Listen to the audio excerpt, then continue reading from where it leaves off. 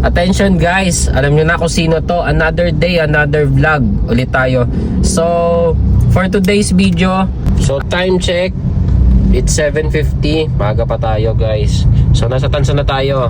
Nakakotse tayo ngayon dahil aalis ang aking asawa at ihahatid lang ako sa aking trabaho. So balikan ko ulit kayo guys. So guys, nandito na tayo sa Motorlandia. Ayan na. So liligo na tayo dito. At wala pa sila sir. Andyan na. Andyan na ang aking boss, Sir Alvin.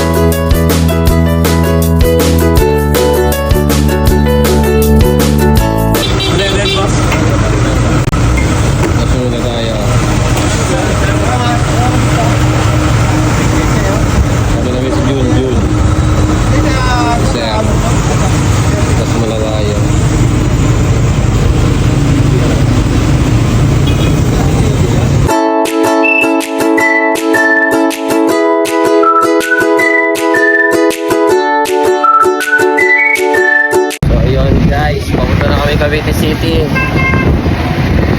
Sama ko si Sir at Junjun.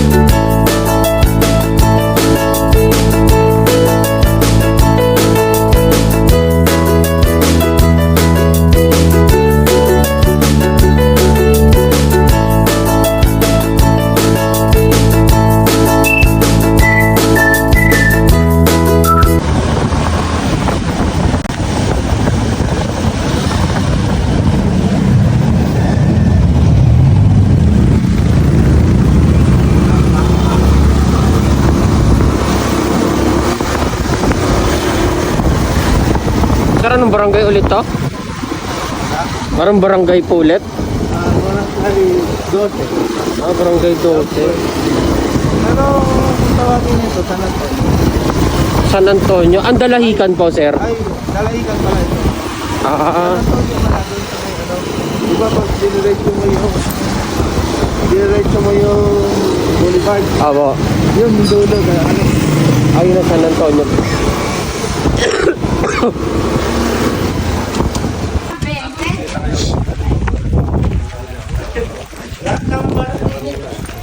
Ito yung bubog.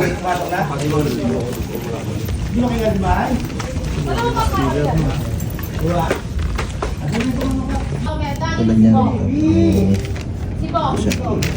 Ayan, ito siya yung latest niya na ihulog. Ang amount niya 9,580. So, pero may humble. So, ito yung hinulog niya. Kasi automatic dito sa system namin pag naghulog siya, ito yung OR number. Pag naghulog siya, yung penalty, automatic, nagbabawas siya. Kaya ito yung principal. So ito yung balance mo nung bago siya maghulog ng 8,000 something 500. Ngayon, nung naghulog siya ng Sa Barangay 47, pagkakaisa ngayon tayo. Yan. Bakit nga? Kaya pasend nga ako ng address ni you.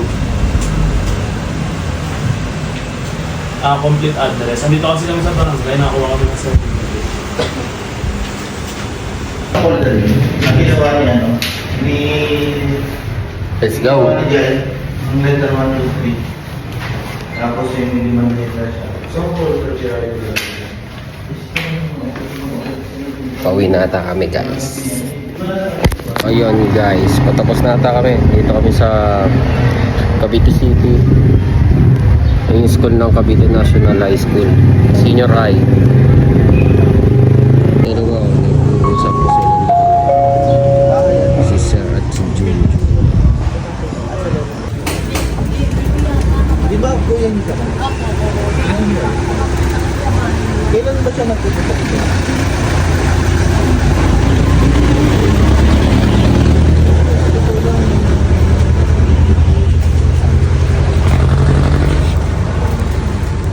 Hindi tayo sa Kaloy Gabahan.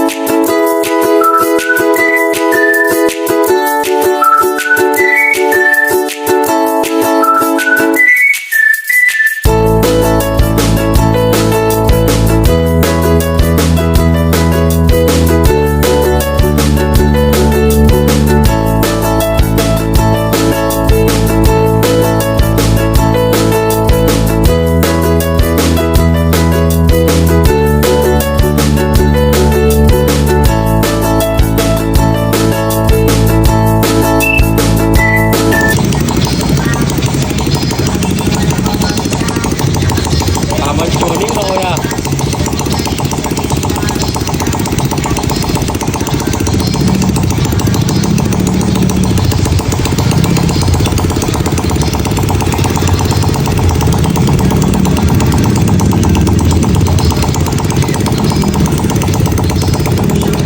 So ayun guys, natapos na ang ating araw ngayon. So pauwi na ako ngayon. At susundin ko ang aking asawa sa Pure Gold. So kita-kits sa susunod ng mga vlog. Maraming salamat po sa inyo. Keep safe everyone.